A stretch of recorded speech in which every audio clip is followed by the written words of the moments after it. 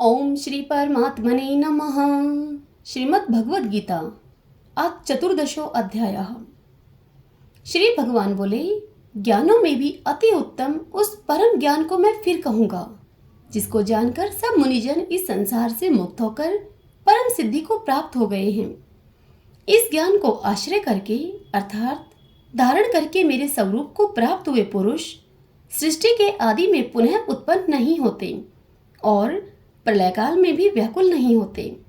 हे अर्जुन, मेरी महत ब्रह्मा रूप मूल प्रकृति संपूर्ण भूतों की योनि है, अर्थात गर्भाधान का स्थान है, और मैं उस योनि में चेतन समुदाय रूप गर्भ को स्थापन करता हूँ।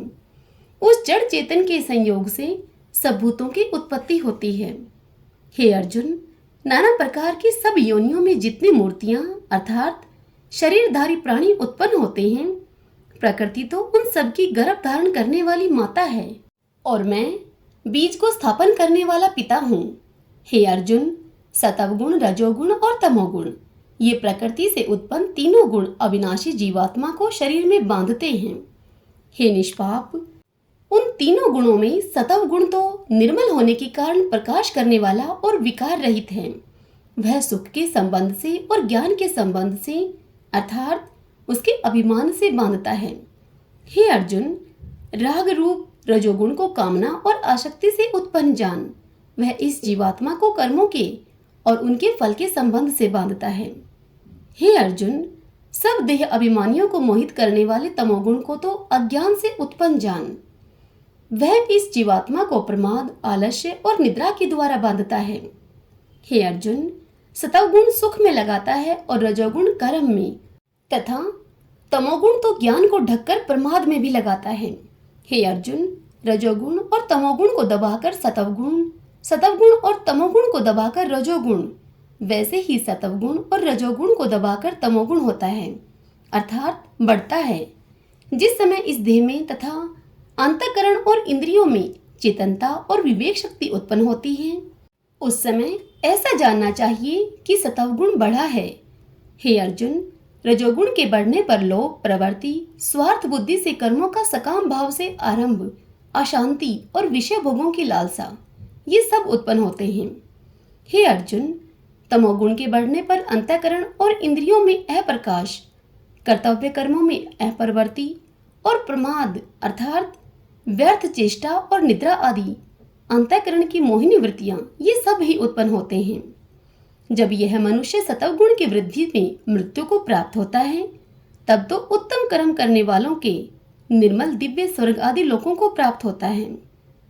रजोगुण के बढ़ने पर मृत्यु को प्राप्त होकर कर्मों की आसक्ति वाले मनुष्यों में यह उत्पन्न होता है तथा तमोगुण के बढ़ने पर मरा हुआ मनुष्य कीट, पशु आदि मूढ़ योनियों में उत्पन्न होता है। श्रेष्ठ कर्म करने का तो सात्विक अर्थात सुख, ज्ञान और वैराग्य आदि निर्मल फल कहा है। राजस कर्म का फल दुख एवं तामस कर्म का फल अज्ञान कहा है। सतव गुण से ज्ञान उत्पन्न होता है और रजोगुण से निसंदेह लोभ और तमोगुण से प्रमाद और मोह उत्पन्न होते हैं और अज्ञान भी होता है। सतव गुण में स्थित पुरुष स्वर्ग आदि उच्च लोकों को जाते हैं। रजोगुण में स्थित राजस पुरुष मध्यम में अर्थात मनुष्य लोक में ही रहते हैं और कार्य रूप निद्रा, प्रमाद और आलस्य आदि में स्थित तामस पुरुष अधोगति को अर्थात कीट, पशु आदि नीच योनियों को तथा नरकों को प्राप्त होते हैं। जिस समय दृष्टा तीनों गुणों के अतिरिक्त अन्य किसी को करता नहीं देखता और तीनों गुणों से अत्यंत परे सच्चिदानंद घन स्वरूप मुझ परमात्मा को तत्व से जानता है, उस समय वह मेरे स्वरूप को प्राप्त होता है। यह पुरुष शरीर की उत्पत्ति के कारण रूप इन तीनों गुणों को उल्लंघन करके जन्म, मृत्यु, वृद्धा अवस्था और सब प्रकार के दुखों से मुक्त हुआ परमानंद को प्राप्त होता है। अर्जुन बोले, इन तीनों गुणों से अतीत पुरुष किन किन लक्षणों से युक्त होता है और किस प्रकार के आचरणों वाला होता है? हे प्रभो, मनुष्य किस उपाय से इन तीनों गुणों से अतीत होता है? तब श्री भगवान बोले, हे अर्जुन, जो पुरुष सतव गुण के कार्य रूप प्रकाश को और रजोगुण के कार्य रूप प्रकृति को तथा तमोगुण के कार्य रूप मोह को भी न तो प्रवृत्त होने पर उनसे द्वेष करता है और न निर्वृत्त होने पर उनकी आकांक्षा करता है, जो साक्षी के सदृश स्थित हुआ गुणों के द्वारा विचलित नहीं किया जा सकता और गुण ही गुणों में बरतते हैं, ऐसा समझता हुआ जो सच्चिदानंद घन परमात्मा में एक ही भाव से स्थित रहता है एवं उस स्थिति से कभी विचलित नहीं होता, जो निरंतर आत्म भाव में स्थित, दुख सुख को समान समझने वाला, मिट्टी पत्थर और स्वर्ण में समान भाव वाला, ज्ञानी प्रिय तथा अप्रिय को एक सा मानने वाला और निंदा अर्थात अपनी निंदा स्तुति में भी समान भाव वाला है, जो मान और अपमान में सम है, मित्र और वैरी के पक्ष में भी सम है एवं संपूर्ण आरंभों में कर्तापन के अभिमान से रहित है, वह पुरुष गुणातीत कहा जाता है।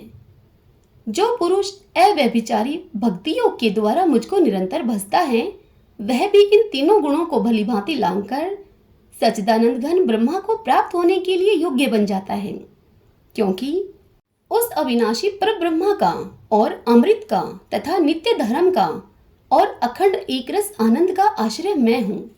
हरि ओम तत्सत। ओम श्री परमात्मने नमः।